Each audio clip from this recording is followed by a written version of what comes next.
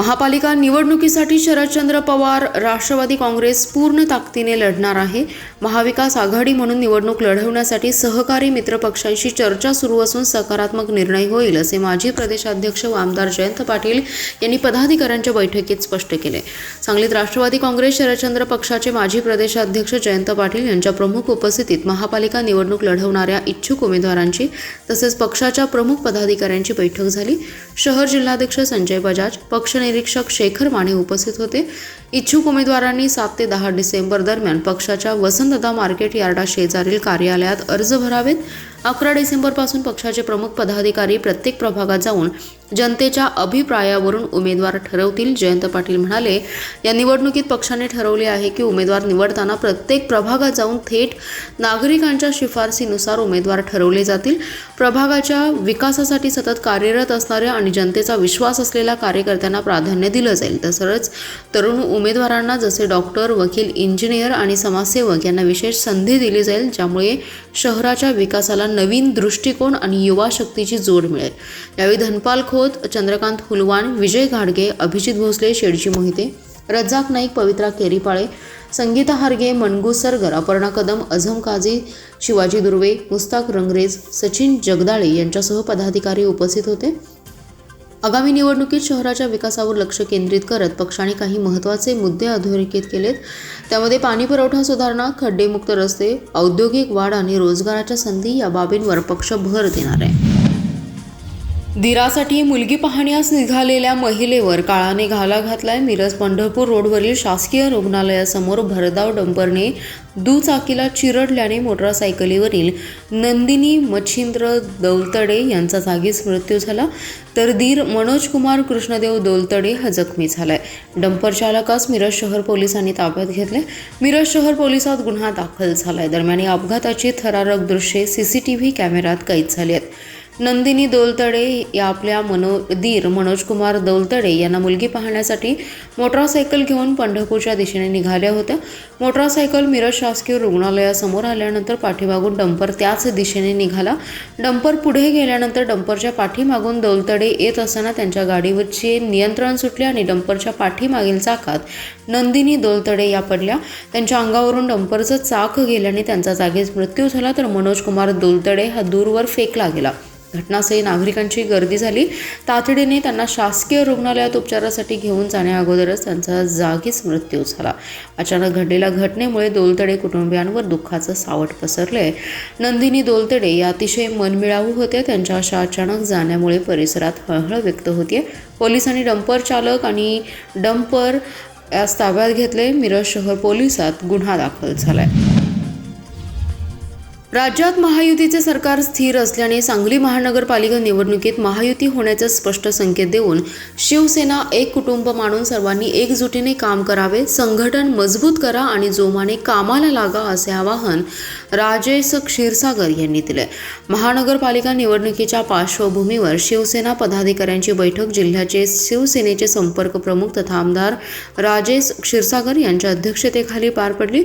यावेळी निवडणुकीबाबत सखोल चर्चा करण्यात आली. शिवसेनेचे मुख्य नेते तथा महाराष्ट्र राज्याचे उपमुख्यमंत्री व नगरविकास मंत्री एकनाथ शिंदे यांनी सांगली शहरासाठी आजपर्यंत केलेली विकासात्मक कामे तसेच पालकमंत्री चंद्रकांतदादा पाटील यांच्या शहराच्या विकासाकडे असलेलं विशेष लक्ष याबाबत सकारात्मक चर्चा झाली.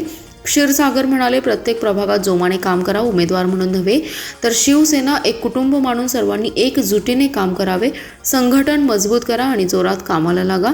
नगरविकास मंत्री म्हणून एकनाथ शिंदे येणाऱ्या काळात सांगलीत मोठ्या प्रमाणात विकास कामे करू आणि सांगली, मिरज, कुपवाड महानगरपालिकेच्या क्षेत्रामध्ये कुठेही निधीची कमतरता भासू देणार नाही. लागेल तेवढा निधी देऊ असा विश्वासही त्यांनी व्यक्त केला. यावेळी जिल्हा प्रमुख बजरंग पाटील, सहसंपर्क प्रमुख रावसाहेब घेवारे, जिल्हा संघटक गौरव नाईकवाडी, जिल्हा प्रमुख संजय विभुदे, महानगर प्रमुख मोहन वनखंडे, महिला जिल्हा संपर्क प्रमुख सुनीता मोरे, जिल्हा सहसंघटक महेंद्र चंडाळे, शहर प्रमुख सचिन कांबळे, मिरज शहर प्रमुख विनायक सूर्यवंशी, किरण राजपूत, विकास सूर्यवंशी, पदाधिकारी, विभाग प्रमुख, शाखा प्रमुख उपस्थित होते. महापालिका निवडणुकीत भाजपच्या उमेदवारीसाठी इच्छुक उमेदवारांची झुंबड उडाली आहे. एकूण 78 जागांसाठी 436 इच्छुकांचे अर्ज पक्षाकडे आलेत.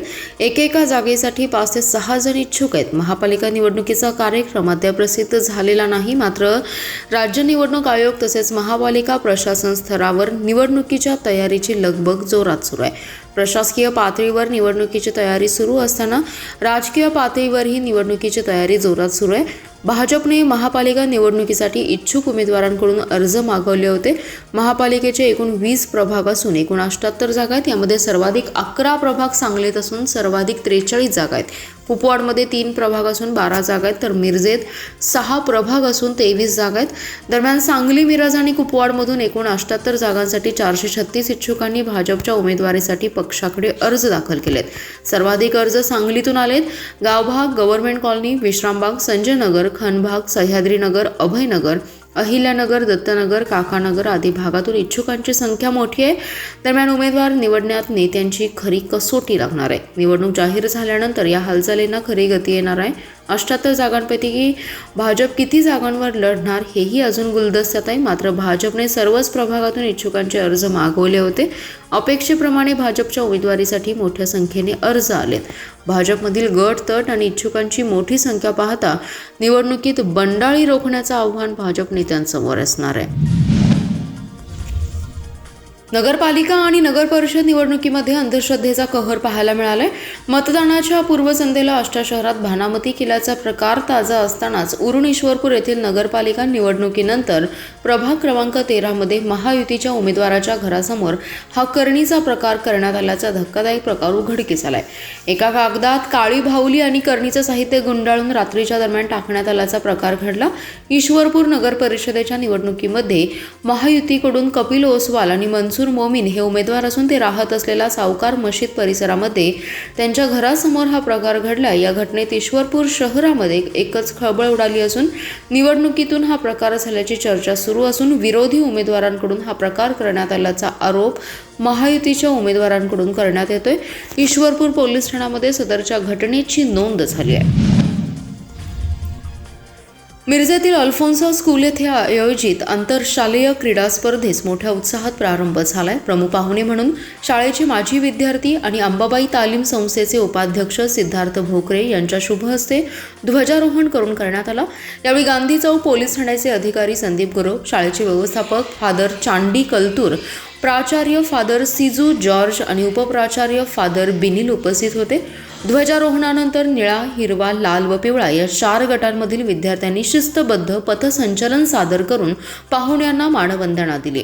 पोलीस उपनिरीक्षक संदीप गुरव यांनी मशाल प्रज्वलित करून क्रीडा स्पर्धेची ज्योत तेवत ठेवावी असं आवाहन केलं. 4ही गटाच्या विद्यार्थ्यांनी देशभक्ती आणि क्रीडा भावनेचे सुंदर दर्शन घडवणारा सांस्कृतिक कार्यक्रम केला. प्रमुख पाहुणे सिद्धार्थ भोकरे यांनी आपल्या शाळेत उपस्थित राहणं हे नेहमीच अभिमानास्पद असल्याचं सांगितले. विद्यार्थ्यांनी क्रीडा स्पर्धेत खेळाडू वृत्ती जपत खेळावं आणि आपल्यातील सुप्त कला आणि कौशल्याला वाव द्यावा. तसेच मी अल्फोन्सा शाळेत शिकलो, त्या माझ्या शाळेचा अभिमान असल्याचं ते म्हणाले. संदीप गुरव यांनी विद्यार्थ्यांनी शिक्षक आणि शाळेकडून मिळणाऱ्या संधीचा अधिकाधिक लाभ घ्यावा आणि आपल्या कला गुणांचं प्रदर्शन करावं असं सांगितलं. ही क्रीडा स्पर्धा पुढील 2 दिवस चालणार असून सब ज्युनियर, ज्युनियर आणि सिनियर गटामध्ये 100, 200, 400 आणि 800 मीटर धावणे, भालाफेक, गोळाफेक, चक्रफेक आणि लांब उडी अशा विविध स्पर्धांचं आयोजन करण्यात आलं. सूत्रसंचालन शाळेच्या शिक्षिका संगीता ओक आणि सपना टिकारे यांनी केलं. कार्यक्रमाचं नियोजन शाळेचे क्रीडा शिक्षक Rajaram Jadhav, Aquila Paul, Utkarsha Mehendale, Justin Xavier, Mahavir Aitwade, G Prasanna, Vinayak Dixit, Abhay Prasad Patil, Vijay Dhumal Deshmukh, Meshach आणि इतर शिक्षकांनी प्राचार्य फादर सिजू जॉर्ज यांच्या मार्गदर्शनाखाली केले.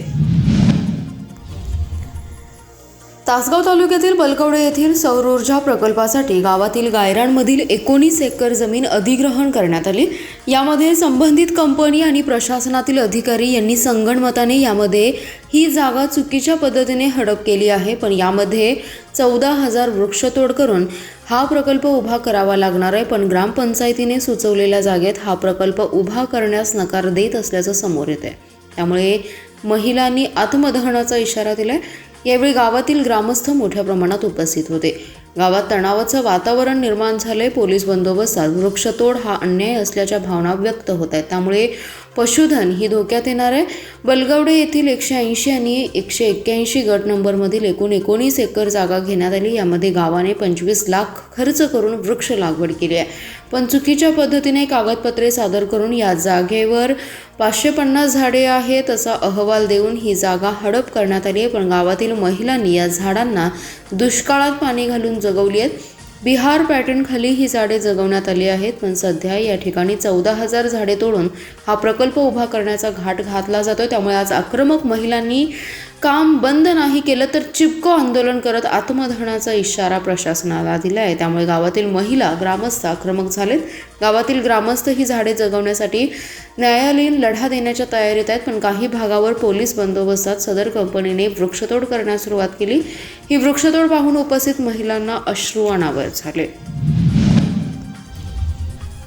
10 दिवसांपासून वारंवार दिसणारा बिबट्या आणि सापडलेल्या त्याच्या 2 पिल्लांमुळे शिराळा तालुक्यातील कापरी गावातील शेतकऱ्यांमध्ये भीतीचं वातावरण आहे. शिवाय ऊसतोडी रखडल्या आहेत. याबाबत वन विभागाचे त्वरित कार्यवाही करावी अशी मागणी विराज नाईक यांनी केली आहे. आज प्रत्यक्ष बिबट्याची पिल्ले सापडलेल्या शेतामध्ये भेट देऊन वस्तुस्थितीची माहिती घेतली.